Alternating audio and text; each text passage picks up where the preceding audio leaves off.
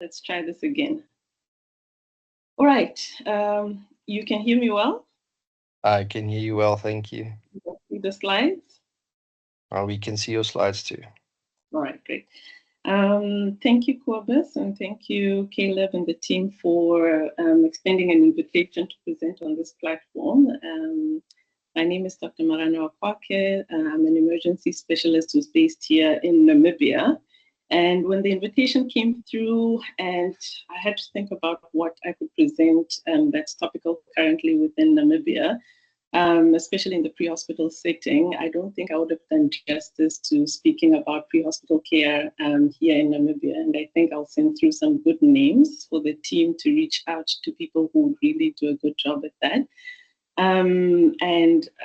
I don't think doing or speaking about my other interests such as trauma or critical care would be as useful as something that's a little bit more topical in Namibia. And this is something that even if you Google, you'll see a bit of, which is AI ambulances in Namibia. And really my only objectives of this talk is just for us to look at why this is such a big topic in Namibia currently, for us to look at what artificial intelligence looks like in the pre-hospital space, and just looking at what the literature says. And lastly, just because when you start looking at a little bit of the journals, or just you yourself, I'm sure many people are and have and are using artificial intelligence tools within their daily practice. And just for us to speak about the tools, the utility, and especially in the healthcare sector, for us to have the right terminology and hopefully to get some advocates here on the platform to advocate for safe and ethical use of AI. And one of the things that maybe you're asking yourself, why would I be speaking about AI? So I also serve on the National AI Planning Committee, where we have a technical working group where we want to develop and assist in policy development for a safe and ethical use of AI here in Namibia. So I have no financial disclosures or whatsoever to disclose currently.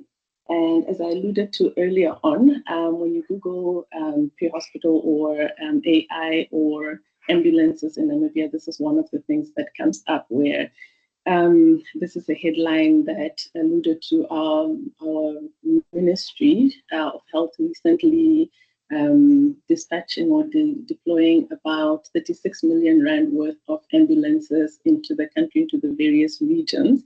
And the ministry has now alluded to wanting to procure AI ambulances. And this is something that now is a bit controversial and people are talking about in the space. And a really well-renowned paramedic, Elias Thomas, had an interview on Eagle FM that I think many people can go to. It's on their Para podcast, and he had a very insightful conversation on whether this is practical or feasible within our setting currently. And when you look at the article, it speaks to the ministry wanting to get ambulances with the following technology, wanting to be 5G connected ambulances that transmit real-time data to the hospital teams. It must have an AI-assisted emergency care that will help the pre-hospital teams in making diagnosis, dispensing medication, and even patient monitoring, and also having features for augmented reality as well as smart ambulance systems. So these are really fancy words, and to visualize what that looks like can be a little bit difficult, but I found a video that I think might give us an idea of what that looks like. So you can see this pre-hospital provider has like a helmet with an augmented reality glasses, which is what you would see with someone who, like these Apple futuristic glasses. It allows you, for example, with this patient, to be able to see where you can place the various leads or chest leads on the patient and do this in real time. And while you are doing this, you are also able to continue your normal routine. So as you can see here, through the glasses, you're able to see the patient's information as well as their vitals in real time. And it looks yeah, as you can see, I think I would be a little bit concerned if I was the patient, but you can see that they're also able to call a doctor directly from the augmented reality glasses. The doctor is able to see what the pre-hospital provider has and is within in real time and is able to hopefully assist in what else they can do. They can see the real the environment within the ambulance, and also whether it's an ECG will be transmitted to the doctor as well. So this is what I am thinking an AI ambulance would look like. And as you can see, this is what a screen would be. So I'm actually very curious, and I think I'll take a break here to ask. I won't be able to see any hands, and maybe for this you can assist with that, just to get some thoughts from the team that actually works on the ground, if this is something that would be practical and feasible within your current practice.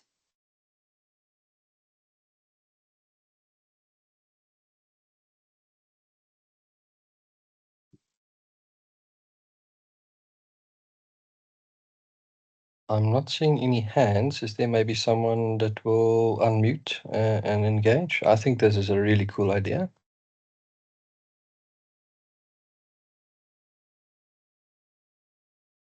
Hi, Marianne Pino speaking. Hi, Please go ahead. Marianne. Hi, Doctor. With regards to the actual infrastructure for communication being in a place like Namibia, what about how does the signal get sent? What if there's failure there? That's actually a very good question, and things that we really do need to think about. And I don't know if we have, I will go and I'll elaborate more on that as we go along. I don't know if we have one more person who would like to give comments on the practicality of these helmets, the infrastructure, as Marie alluded to, especially in these high intense settings that you are constantly working in. Is this something that you think you would be able to work with? I think that. Sorry, I'll keep quiet. Thanks. Thank you, Doctor. That's fine. Go ahead. You can go ahead. I was just going to say I've worked remote medicine for decades, and you were always out there on your own. You didn't have a doctor to refer to. It was you and you alone. And this is fantastic. And I think that should there be more people possibly that do not have that advanced knowledge that could still be used and still take instructions in a remote setting. So that's fantastic, as long as the signal issues can be sorted. Okay, thanks. I've said my piece. Bye. Thank you so much. All right, in the absence of other comments. So yeah. Gift, apologies, Gift has his hand up. Gift, please go ahead. Yeah, thank you again for allowing me to share my questions in this instance. My concern was to the doctor. Is it still a concept, or is it something that's been put out there? Because in terms of conversion, I'm sure this is gonna be a serious concern for other conversion companies, especially in South Africa. Thank you. All right. Can I just ask for you to elaborate on what you mean on conversion? Okay, remember, like in most cases, that is an AI ambulance, and the equipment that's there, it has to be integrated with some, especially I saw you had doctors who are able to see whatever that's happening in real time. So for you to convert that, is it gonna be from a set company, or is it still a concept that has to be shared with other companies that do the ambulance conversions? Okay, no, I understand 100%. And I think I will move on to the next slide and answer that question together with, I'll answer both questions. And yes, it's a fantastic idea, and I think I want to encourage it 100% that this is something that we should definitely strategize to work towards, and we need to be progressive. And I'm really excited about our ministry thinking in this direction and integrating more digital health solutions in the health sector. But there are quite a few challenges that we need to look at in the real world that need to be addressed before any such technology can be implemented. And some of the things, again, transmitting real-time data requires infrastructure. So these are the monitors that are able now to work with software, both that is in the ambulance together with the software in hospitals, which also requires computers, data storage, security, cybersecurity, all of these things. And those are foundational things that need to be considered before we even move in that direction. So thinking about it is great. Having an idea and strategizing towards it is the first step. But again, getting the foundational aspects right. As the first speaker or the first person who spoke about a reliable internet connectivity, and working in rural areas, getting reliable internet is such a challenge. And even in urban areas, we know that we even struggle with electricity and consistent electricity supply. So what happens in those scenarios?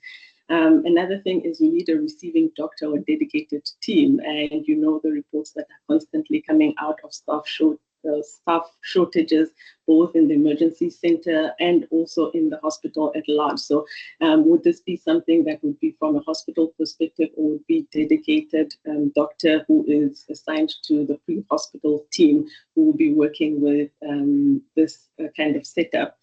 Again, assisting with diagnosis and medication, it's difficult. We work in extremely fast-paced, high-intensity environments where you need to make decisions quickly. And those decisions, yes, would be excellent sometimes when you get stuck and you have a second eye that will be able to tell you. But when you have this helmet and have these glasses over your eyes, are you able to work efficiently in that setting? And these are, again, in the current model and how it looks like, and that's what I was hoping someone would say, is that helmet looks extremely heavy, and would it limit you in you being able to perform your tasks on the ground? And again, it assisting in giving medication and diagnoses, it's very difficult because there's different protocols, both locally, nationally, and internationally. So how would it give that kind of information? And augmented reality comes at an extremely high cost to be able to procure and maintain. And we constantly hear of the difficulties in even just maintaining an ambulance. One thing gets stuck, and that ambulance is decommissioned for months on end. Now imagine this also being from the infrastructure perspective. And I've worked in places where they have electronic health records and monitors that are integrated into these systems. And the reason they work is that they have extremely high IT support that is 24 hours, but also they have the possibility, and you have IT technicians on the floor who are able to support the clinical team to be able to troubleshoot some of these IT issues as they come along.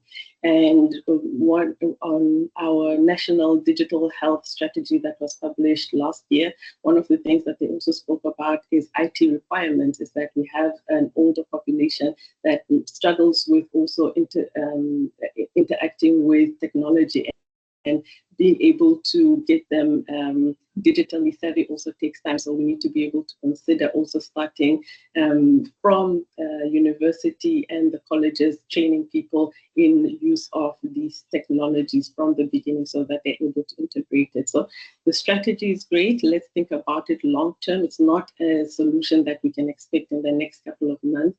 Particularly in LMICs, there's a lot of challenges that need to be addressed before something like this could happen. But from my side, I'm extremely excited that we are thinking in this direction. But to move on is just for us to look at really what does the literature say with the current use of AI, not only in ambulances, but in other aspects of the pre-hospital setting. And when you look at a lot of literature, these are the words that really always come up. It has a lot of potential. It's promising. It is most likely to be revolutionary, but again, it requires a lot of continued research. There are concerns of the ethical and safe use of these AI models, and also transparency becomes a really big issue. That needs to be addressed. And this is an excellent scoping review that I came across that really speaks to how artificial intelligence is being currently used in low middle income countries. And this was by Mellon et al., but Prof. Stayson is also one of the authors. And they went on to look at how it is being used, and they mapped it out using the emergency care system framework. And they looked at, they mapped it, each intervention or each model to each of these various places. For example, when you look at that line from the basic kit to the bystander, they were trying to get a model to predict if defibrillation and out of hospital cardiac arrest would be, if a model can predict that defibrillation would be successful in such a patient, in order to be able to say, should you defibrillate on the ground or get them to definitive care more readily. And they did this for each of the interventions they found. So they found about 2,000 using the PICO question. They found about 2,000, but they narrowed it down to 16 after exclusion criteria, 16 studies, 9 of which were in China. There was one from South Africa, and the rest were from Bangladesh as well as India. Now, they classified them into what the model does. So one of it is, it classifies, for example, with the South African studies, it is a model that uses the telephone conversation between the dispatcher and the caller to determine, is this a myocardial infarction case, is this a cardiac arrest case, or is this a sepsis case? And we'll look at this a little bit in a little while. And they are just trying to determine if this is something that they can assist in sending the right care and also getting and pre-notifying the hospital. The AI models are also used in dispatching, forecasting and coordination. For example, the one that was done in Zimbabwe, what they were doing is that they used the model and they trained the model to look at the data from 2010 to 2017. To look at how busy the EMS service was, and then they used it to predict the 2018 busyness, and it was quite, the results were quite astounding on how accurate it actually is, and that helped in being able to determine, okay, between the months of June and July, we were not so busy, so we can get some of the ambulance out of service and get them maintained, or get them serviced and get them back into the system, or being able to also schedule, you know, that there's very high levels of staff burnout. So it's really good to be able to see that during the months of maybe March and April, maybe it's not so busy, so we can afford to get a few more people to have vacation during those times. So it helps in be able to, for HR purposes and staffing as well. But other really good things that came out of there is that unfortunately, most of the things were, most of the studies were retrospective. Only one of it was prospective, and most of the studies were done in the last 4 years. So artificial intelligence is still quite new. But again, this brings us to a point of, are we, or is the team, anyone here willing to share if they're using any AI tools currently within your practice?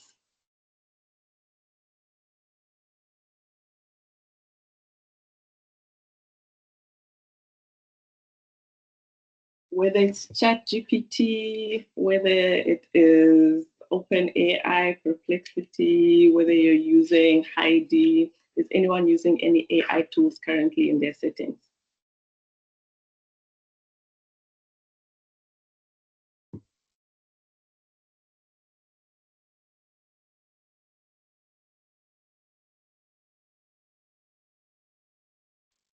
Promise, any hands, or can I continue?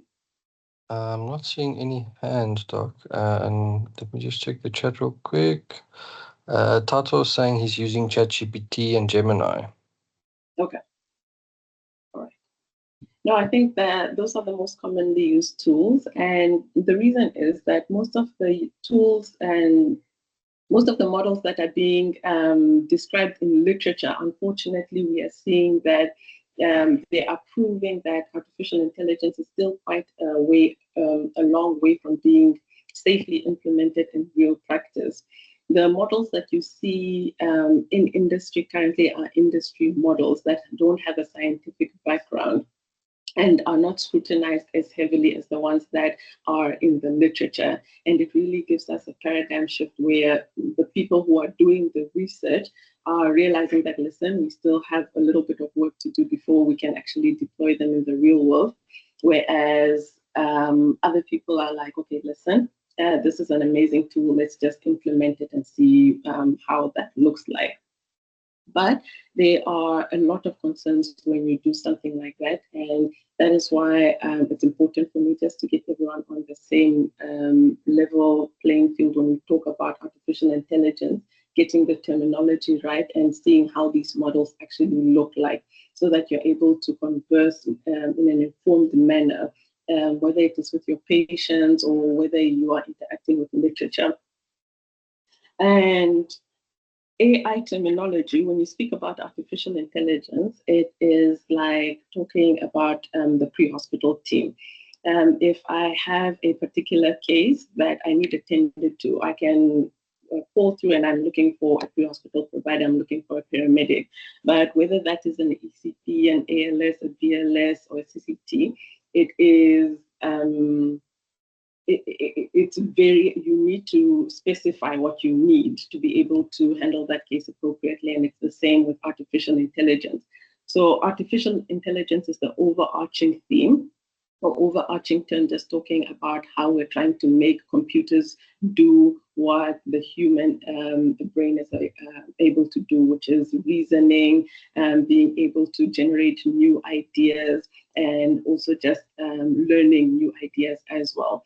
But there's different types of artificial intelligence. So machine learning is the most basic type, where you take a computer and you train it to do a particular task and gives you a particular output. So you give it an algorithm and you teach it to do or predict something, a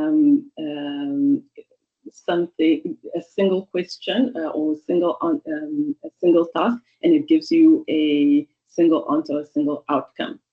That is the most basic, and that's what we call machine learning, and that is what most of the models in healthcare are centered around. Whereas deep learning is where, let me give an example of, if you have a newly qualified paramedic who is familiar with ALS and BLS algorithms, and they start a resuscitation, they will follow that algorithm to the T, because that is what they think about when they are resuscitating a patient, and that will be the algorithm for machine learning. And deep learning would be a paramedic who has extensive or who has resuscitated numerous times. So they will tailor their approach according to the patient and what is in front of them. So they will not follow the algorithm to the T. And this is based on previous experience to be able to manage the patient in a more comprehensive manner. With generative AI, this is where now you're seeing all of these videos that are being AI generated, where a model has been trained and seen and made and has picked up patterns from various sources and is now able to generate completely new information. And at this level, it would be, if you were talking about it in the healthcare sector, it would be a paramedic who's able to now generate a completely new way of resuscitation that is not algorithm-based. And then the last model would be the large language models, and that is where you have your ChatGPTs, your OpenAI, your Perplexities. Again, that is a model that has been trained on a lot of data, and is now you're able to interact with it, and it's able to give you information. But the limitation is that if it has never seen a particular information, it will not be able to give you a good answer. So again, with all of these models, they need to be trained in order to be able to give you an accurate prediction. So just to delve a little bit into this, is where with machine learning, there's different ways for you to train a model. So it can be supervised, unsupervised, or reinforced. So with supervised learning is where you have a model, you have a computer, you have a software. I'm going to use this in a similar way just so that I'm able to drive home the message. And you train the computer, you give it a triangle, and you tell the algorithm that this is a triangle, and it is able to look at the patterns. Oh, okay, if it has 3 sides, or if it has 5 sides, it is either a triangle or a rectangle, and it's able to now pick up patterns to be able to give you a particular output. So once you've trained the model, you are now able to give it test data or data that it has never been able to see before. So you give it a completely new shape, and it is able to tell you whether it is a square or triangle, and you're able to determine how accurate this model is. And this is supervised learning. This is the most common models that you will see. With unsupervised learning, which is what artificial intelligence or these models are really good at, is being able to look at unlabeled data. For example, if you have had so many out-of-hospital cardiac arrests and you want to determine what exactly is happening. And with humans, we are a little bit limited in being able to use a lot of data and look at patterns, but this is where AI thrives.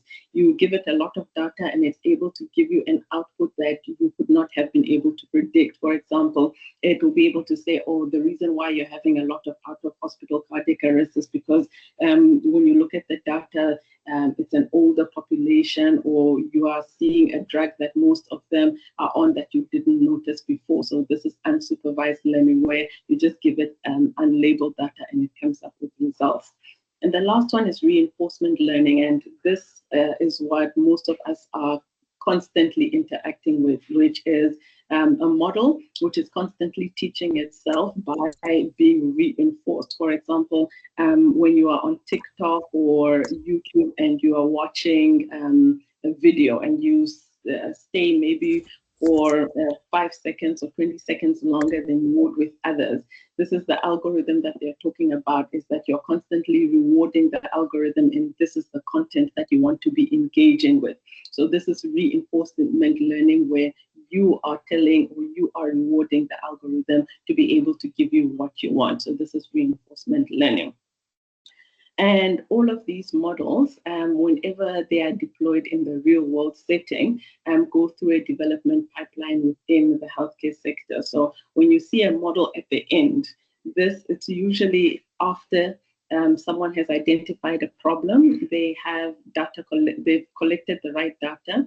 And remember that any data that is collected is always, it was never intended to train models. So that data needs to be accurately, it needs to be of a high quality, and it needs to be labeled in a way that it can be used by the algorithm accurately to predict whatever outcome you want.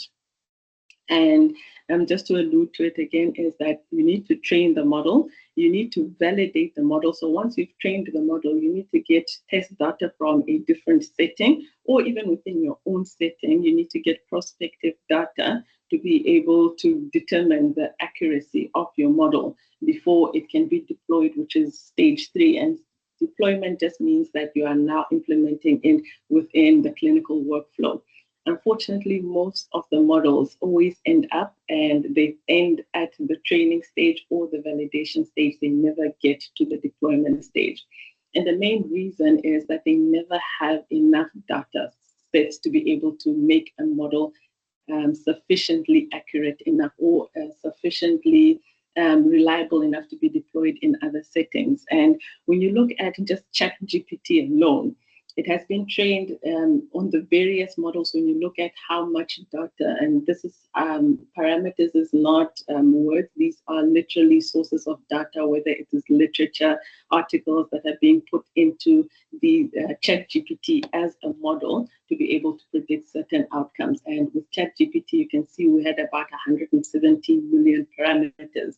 With ChatGPT 4 is 1 trillion parameters, and now we are at ChatGPT. It is way more than any of this.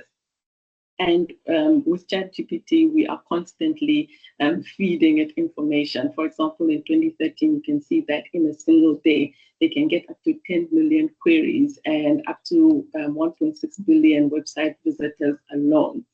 And this is a lot of young people who are implementing all of this information and interacting and basically training ChatGPT or training model.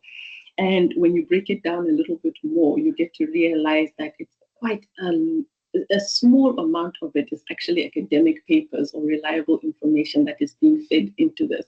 And we all know that for low middle income countries, we represent less than 3% of the published literature out there. So how well represented are we really when we interact with these models such as ChatGPT and the rest?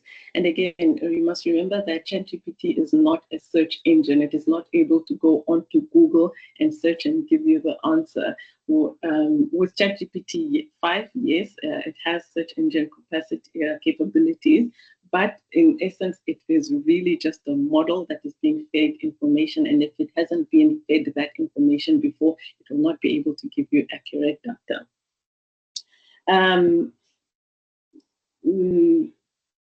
This is just an important consideration for us to take to consider when interacting with these models is hallucinations. And I'm not sure if you've heard of hallucinations before, but basically it's just an AI model such as ChatGPT or any model that you interact with that lies. It gives you information that is not factual, and that is for various reasons.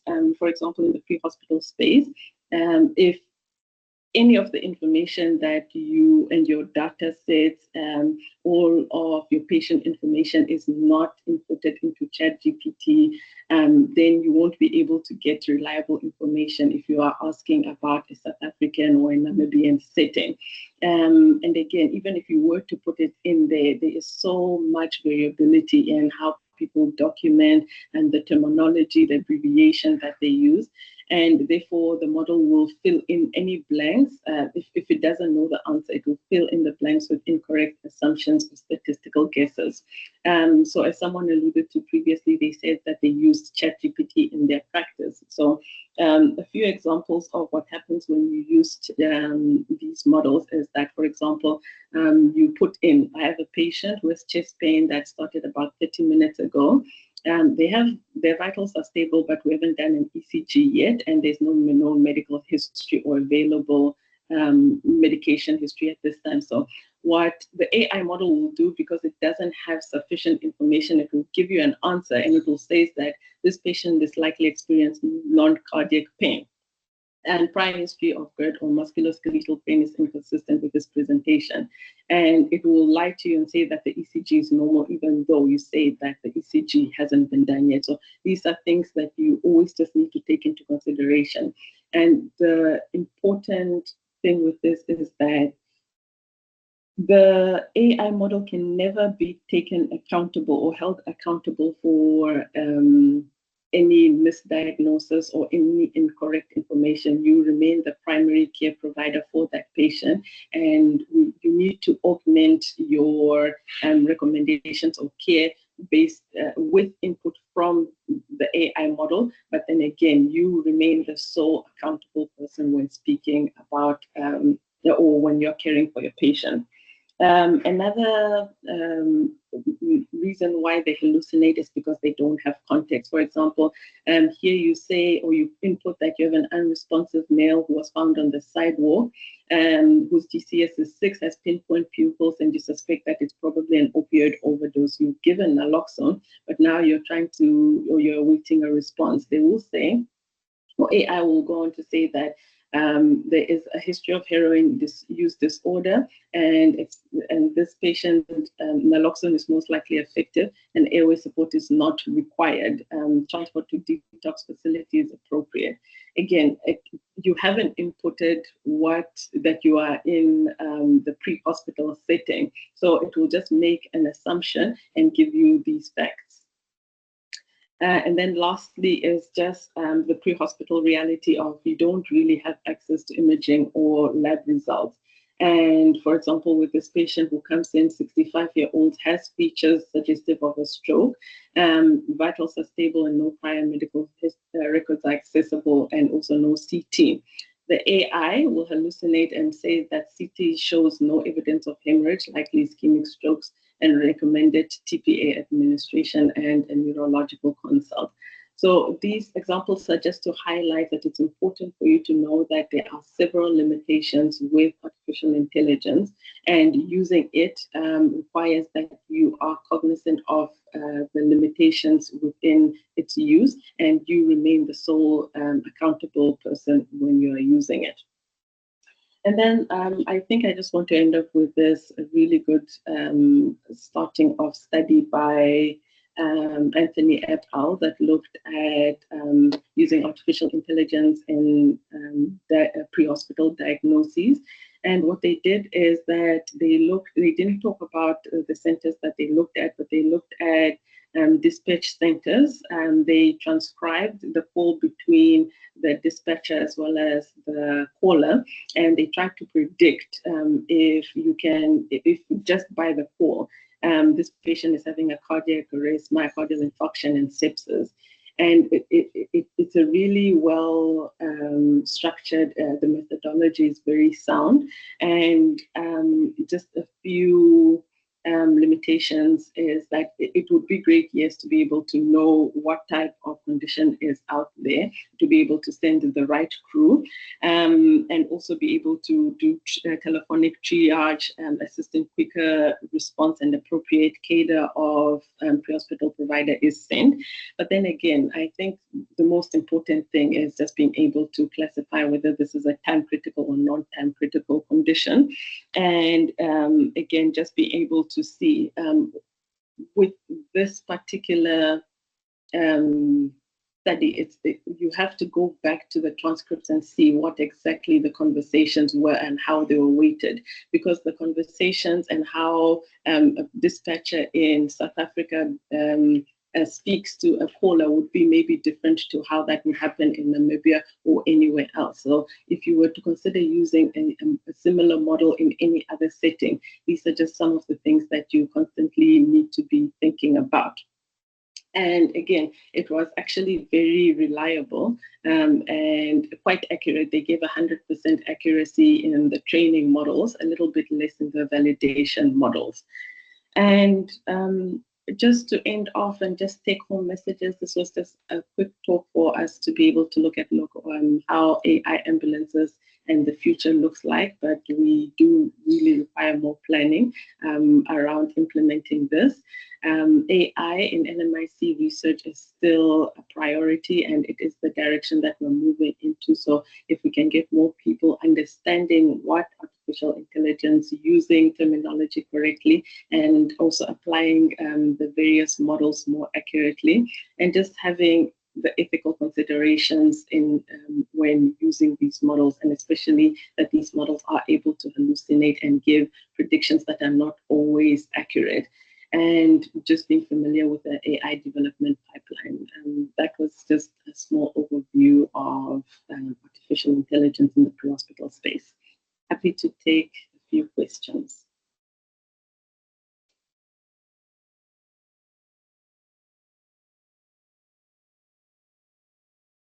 Thank you so much. Anthony is asking in the chat, other than telemedicine and augmented reality function, what is the perceived benefit of AI for emergency medical services? Sorry, can you just repeat the question again? Sure thing. Anthony is asking, other than telemedicine and augmented reality function, what is the perceived benefit of artificial intelligence in emergency medical services? Great, thank you for the question.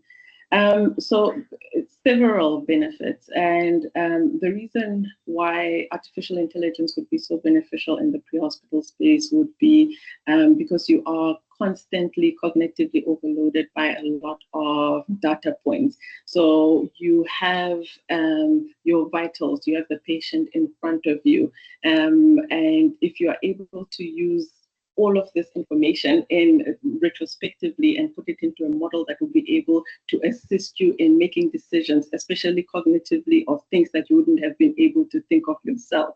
Let's think of a paramedic assistant who would be able to be in the ambulance with you, that's not a doctor, be able to see what you're seeing and able to walk you through things that you can do more for the patient. Maybe you forgot to or consider putting ECG or do an ECG for a particular patient, or do a hemoglobin test for the patient. These are some of the things.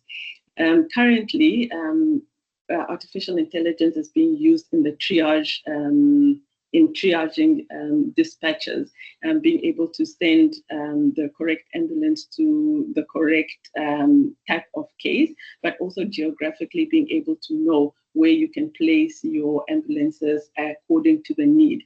And yes, you can use statistics for that, but again, like the study that was demonstrated in Zimbabwe, you are able to do this in a manner that is seasonal, where you know that in certain months it's busier than other months. Other ways that it is currently being used, it is also within the pre-notification system, not only in the telemedicine space, but also as you are putting all of these things, all of your monitoring together, the hospital team is also able to assist in the management of these patients. So within the pre-hospital space, there's still quite a lot of research that can be done on how artificial intelligence can be used, but these are just some of the benefits. I think the benefits will be limitless if used correctly. Jacques is asking if you guys thought about policies regarding when the EMS providers should wear these helmets, and then if there is a possible risk that companies could use the feed from these helmets for punitive actions. That's a really good, it's a good question, and it speaks to data privacy, but also because again, this is what is happening in China currently, where you need to determine how much of invasion of an individual's privacy is allowed.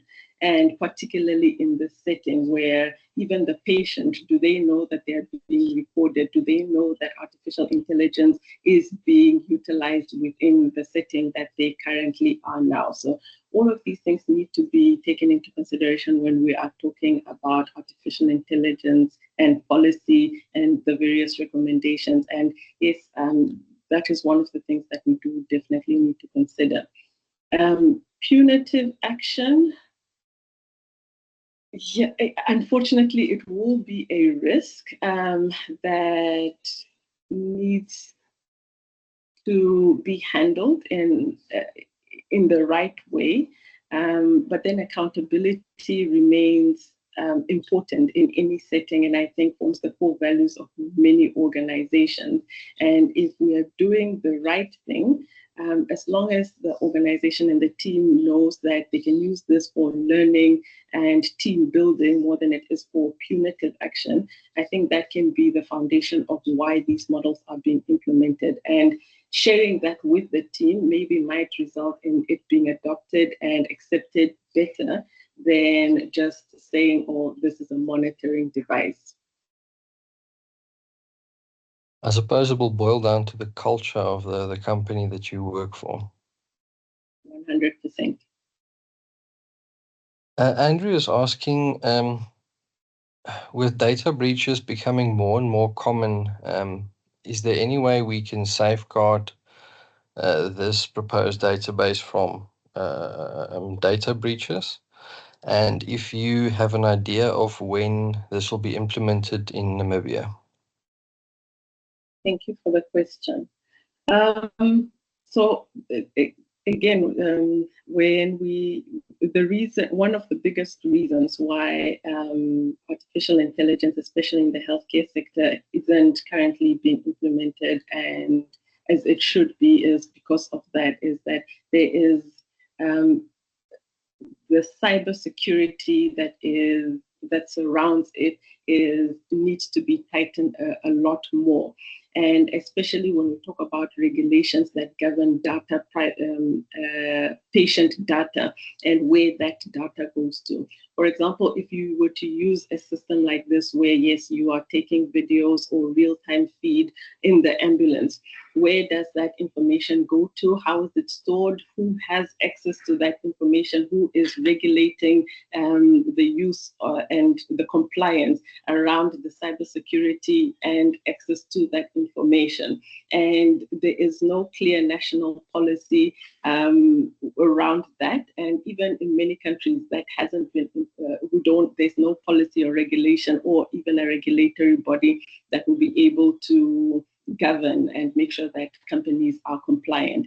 And together, Namibia and South Africa, I think, are taking similar routes in getting a technical committee to be able to advise policymakers before any such modules can be implemented.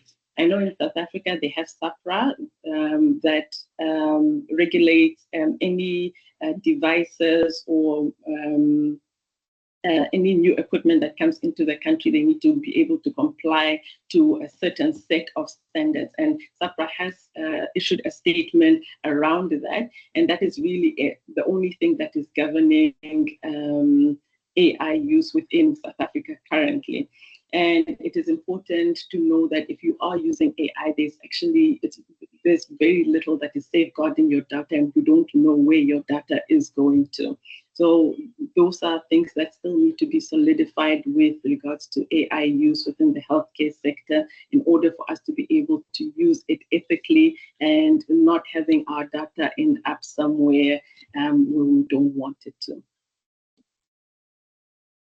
And your second question on when that will be implemented, there's no clear timeline yet, primarily because even with our digital health strategy that was constructed almost a decade ago for us to have electronic health records, mobile health records, it's still quite a long way from even materializing. So having artificial intelligence also in our ambulance systems, I cannot guarantee will be in the near future. Let's say it's difficult to really say when it can be implemented. It's a good idea, but we can't guarantee when that will be implemented. Gift just posted a question asking along the lines if this AI would then be able to consider multiple patients from the same provider in cases such as mass casualties. I think it would be able to, not without input. Again, it's important for us to know that when using artificial intelligence, you need to have a model that speaks to a particular question. So for such a circumstance, you'll have to integrate a model that is specifically trained to give you an answer on mass casualties. If you were to input all of this data or all of these patients' information into ChatGPT or into Perplexity or into any other large language model, it is inundated with so many clinical guidelines that are from various, and you know that there are so many triage models that are out there. So the answer that it gives you, you can never really be able to tell what it used to be able to give you that answer. But if you want to use a triage model within the pre-hospital setting for a mass casualty, you will have to have a model that you have trained specifically for your setting, whether it is for a large motor vehicle accident or a large building collapse. You will have to have a model that you have trained that is specific to your setting.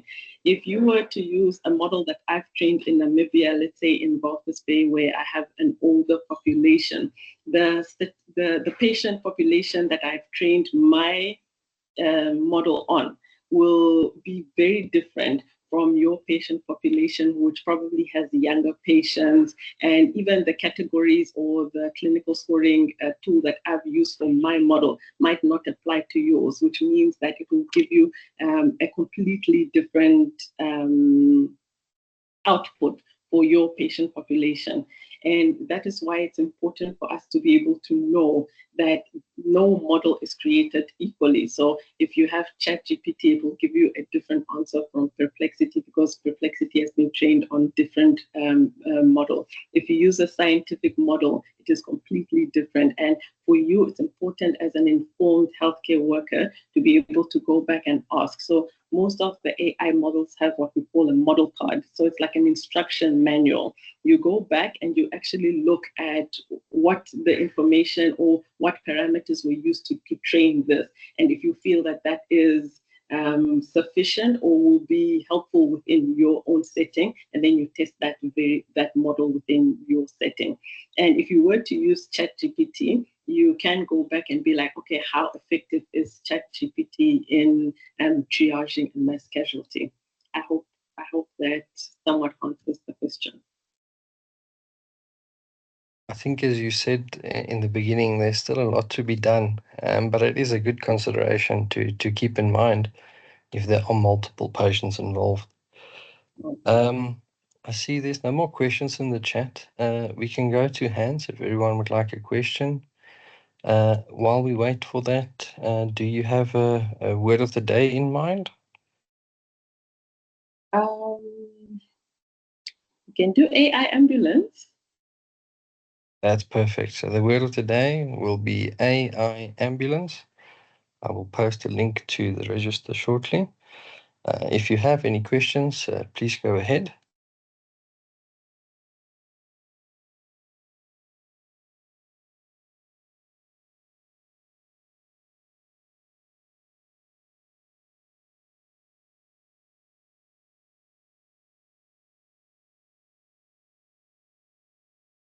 Hi, Tulani, you can go ahead. That's the right question.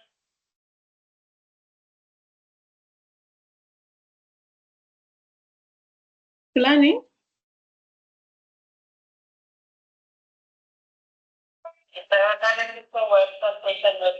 No, I don't have a question. Thank you very much. All right. But just yeah, clapping my hands for a good presentation. Thank you, Tulani. You see here, Prof. Richard Matsopoulas from Kenya has implemented AI for first responders.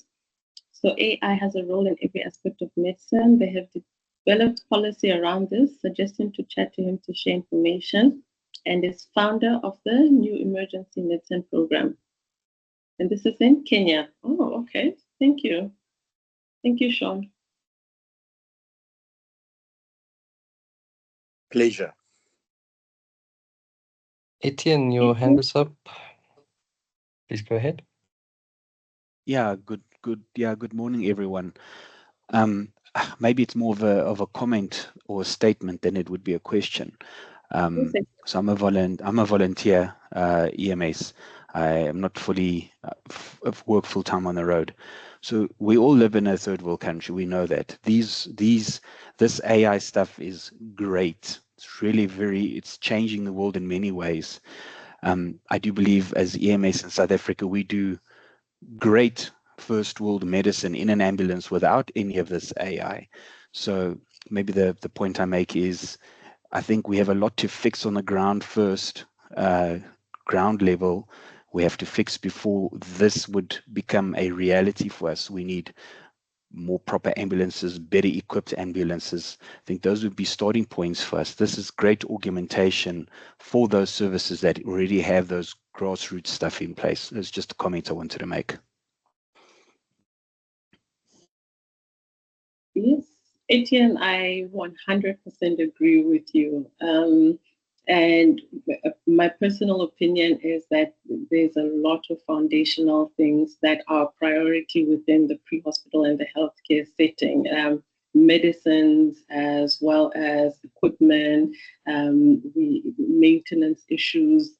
Those are all things that need to be prioritized before we can even start thinking about artificial intelligence. And we really just need to think about the benefit risk ratio of these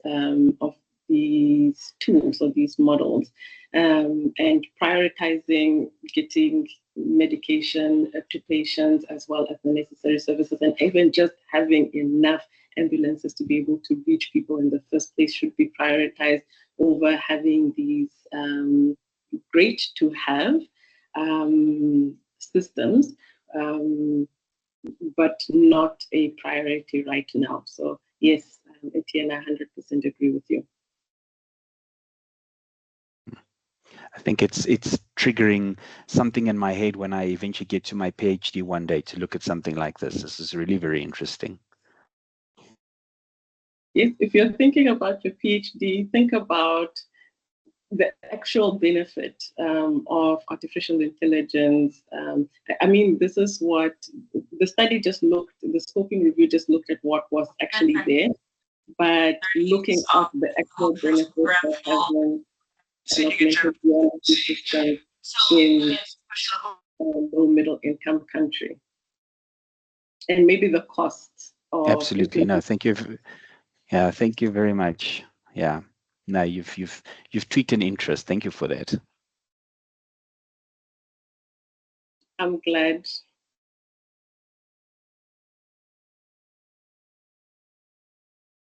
Go ahead, Marianne. Hi, Doc. Very much along the line of what Etienne said. You know, emergency medicine was designed to take very much many things of the hospital to the patient. Talking about your pulse ox, your ECG, your infusion pumps. And essentially, I think that is AI in itself, not AI as it is today, but it was definitely artificial intelligence interpreting the signals from the heart of the patient and interpreting readings, etc. So the AI that you're talking about is just a further advancement of that to give the patient at their starting point better care, better interpretation, starting medicine sooner, etc. Just a comment. 100%, Marianne. And as you said, artificial intelligence has kind of been, or we've been using it unknowingly during this time. I mean, if you look at an AED, it is able to analyze the rhythm for you and determine whether it's a shockable or not shockable rhythm. And it reduces the cognitive burden on an individual. And with artificial intelligence, as I alluded to, it's a matter of you have so many data points that you're constantly interacting with that you don't have the capacity as a human to be able to integrate it effectively. And if you have a system that's able to give you a good differential diagnosis or also nudge you in the right direction, you know, as humans, there are many factors that contribute to how well we're able to perform in the field, whether it's burnout, we're stress, the situation itself, is it something that we've been exposed to? But if you have something that's on the side that's able to augment the care that you are giving and just able to nudge you in the right direction, I 100% agree that it's something that we can consider as long as it's being used ethically and safely. We understand its limitations. The data is not going to somewhere where it can be used for sinister or ulterior motives. I 100% agree that this would be something that can be integrated and used safely within emergency care or any high intense, high paced environment with a lot of things that we cannot always take into consideration. So I absolutely love artificial intelligence. Thank you, Doctor. And if one understands that concept, that it is a tool to use rather than something that's going to take away your job or your ability to think, I think once that concept is understood, then further advancement would be made in it. Okay, thank you. Yep. Ciao. Thanks, Marianne.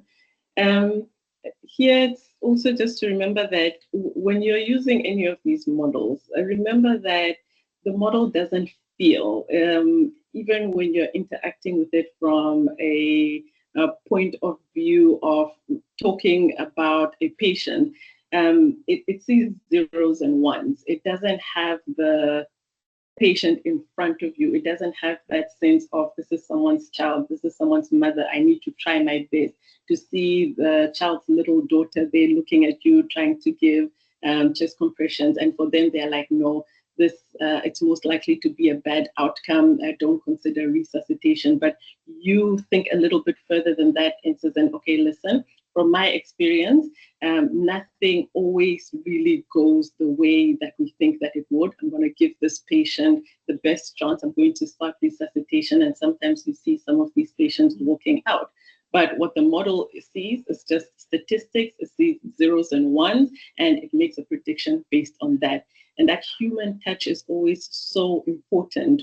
That can never really be taken out of any of these interactions. So when you think about artificial intelligence taking over any of the or any of the healthcare jobs, especially patient-facing jobs, it's very difficult. And even looking at the literature, when they ask patients if this is something, even in the telemedicine space, they really still want that human touch and that human consideration in their care, not just a machine that analyzes and says zeros and ones, but that empathetic aspect is also extremely important. And that is something that only we can give to these patients. So again, as a tool to be used to augment our care, but it never takes away that human touch that has taken us many years to be able to get. We can't train a machine to be sympathetic or empathetic.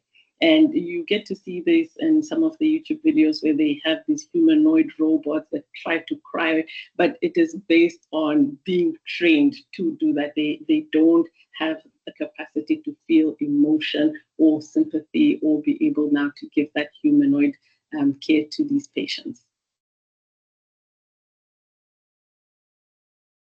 Absolutely. Would be nice, though, if they could lift our patients for us. That's so true.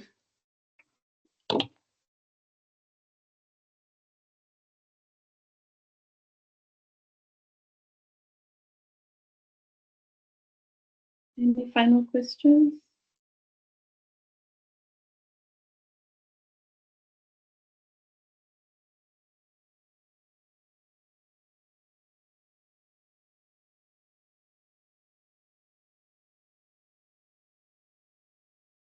Okay. Provis, I don't think there are any other questions. No, there's just one comment in the chat from an unknown user that's saying, I treat AI as that friend that knows everything, but you have to double check because they make up some things. That's so true. Oh, gosh. In the absence of any other questions, thank you so much for your time and thank you for attending today. I am looking forward to the future and incorporating AI in our practice. Thank you so much, Doctor. We really appreciate your time. Thank you, Cobus. Thank you to the team and thank you to everyone who attended. Hopefully it was helpful and it just gets you thinking in the right direction when it comes to AI. Definitely. Thank you so much.